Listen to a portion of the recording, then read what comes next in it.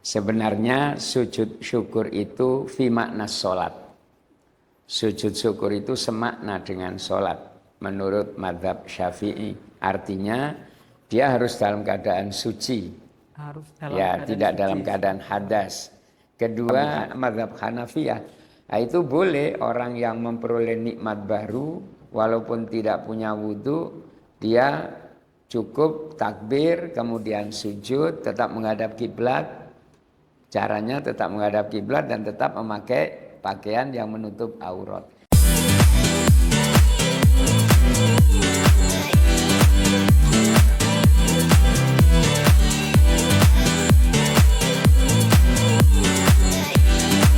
Assalamualaikum warahmatullahi wabarakatuh.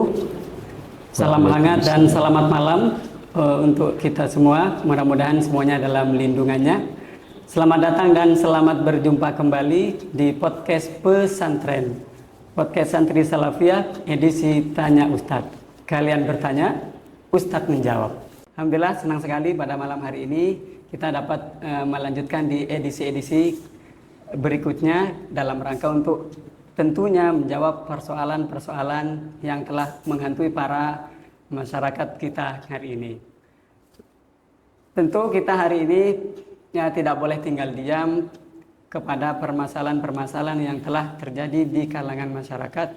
Kita harus memberikan jawaban yang proporsional dan sesuai dengan mukhotob yang kita dakwakan. Maka disinilah fungsi fikih menjawab tantangan tersebut. Oke teman-teman, ini sudah ada beberapa pertanyaan.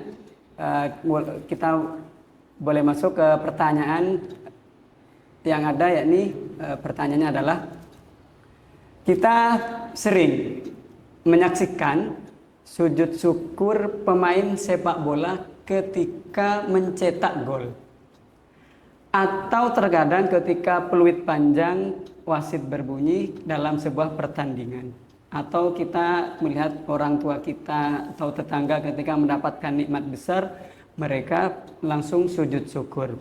Hal ini dipahami sebagai sujud syukur oleh masyarakat. Namun yang menjadi titik kebingungan kami, bagaimana pandangan Islam mengenai sujud syukur dan tata cara sujud syukur itu sendiri. Apakah seperti yang dipraktekkan di TV-TV itu tadi, sehingga kita dimanapun dan dalam keadaan apapun boleh untuk melakukan hal tersebut. Nah, untuk jawabannya mari kita simak bersama-sama. Sujud syukur yang sering dilakukan pemain sepak bola sehabis mencetak gol, moro-moro langsung sujud. Sebenarnya sujud syukur itu fi makna sholat. Sujud syukur itu semakna dengan sholat menurut mazhab Syafi'i. Artinya dia harus dalam keadaan suci. Tidak dalam keadaan hadas. Kedua, dia juga harus menutup aurat. Ketiga, kemudian dia juga harus menghadap kiblat.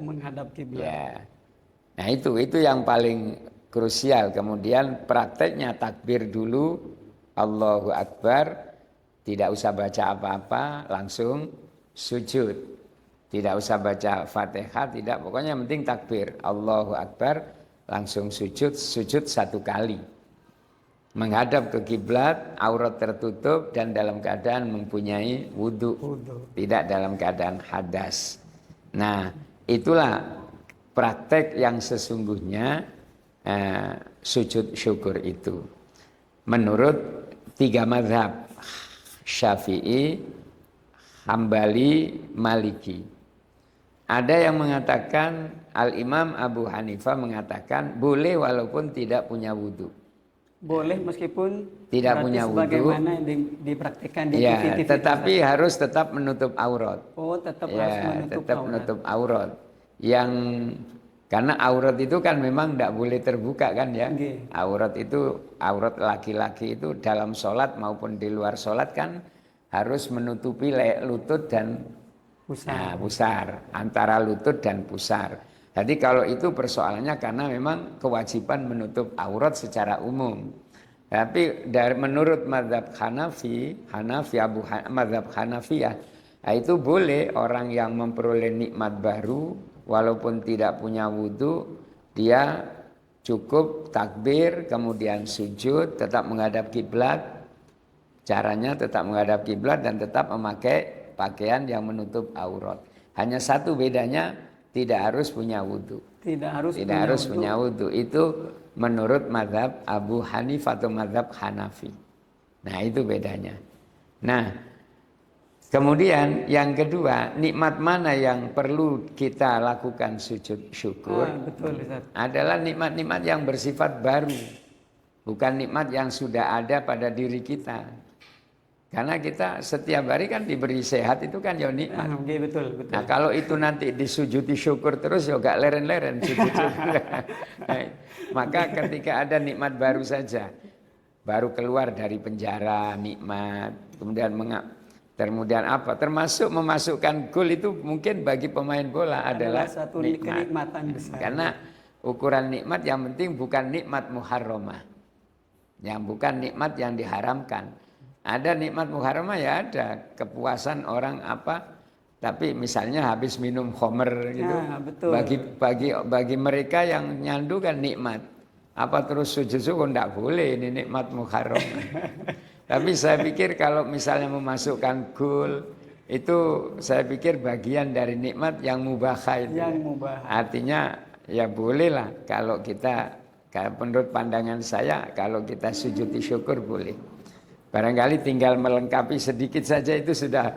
Kalau kita ikut mazhab Hanafi, tinggal katoe dikebawakan sedikit saja, itu sudah cukup. Sualnya itu agak di bawah lutut ya. Tapi untuk tata cara tetap sama, Ustaz. Tetap sama. Diawali takbir. Ya, tetap sama takbir, kemudian langsung sujud. Meskipun ada yang mengatakan tidak takbir, Abu Hanifah betul. Abu Hanifah ada yang cukup tanpa takbir langsung sujud. Berarti yang kita lihat hari ini itu sah-sah saja sebetulnya. Bisa jadi tinggal satu aurat saja. Auratnya tertutup. Mungkin kalau pemain Saudi itu mungkin bisa. Karena saya lihat pemain Saudi itu kaos kakinya sampai di atas lutut. Kaos kakinya sampai di atas lutut. Yeah. Jadi sah-sah saja itu menurut mazhab Hanafi. Bisa dimasukkan kategori sujud syukur karena baru dapat nikmat. Jadi mungkin pada konteks ini para pemain bola lebih ke Imam Hanafi mungkin. Barangkali gitu atau pokoknya ngawur angger sujud. Tapi kan tidak apa-apa. Orang melakukan sesuatu baru tahu setelah melakukannya. Kemudian ittiba taklid ba'dal amal. Setelah melakukan sujud, ada yang negur, kamu sujud ala siapa kamu? Ala siapa ya? Ya sujud kamu itu bisa benar kalau ala Hanafi aja. Saya ikut Hanafi saja itu. Jadi namanya taklid ba'dal amal. Taklid ba'dal amal. Ba'dal amal. Itu boleh. Saya pikir itu jawabannya. Nah, itu yang kita lihat hari ini adalah kebanyakan seperti yang kita diskusikan tadi. Mungkin kebanyakan ikut mazhabnya Imam Abu Hanifah kayaknya teman-teman. Ya, ada penjelasannya ada dalam kitab Raddil Mukhtar. Dalam kitab Raddil Mukhtar Ibnu Abidin mengatakan seperti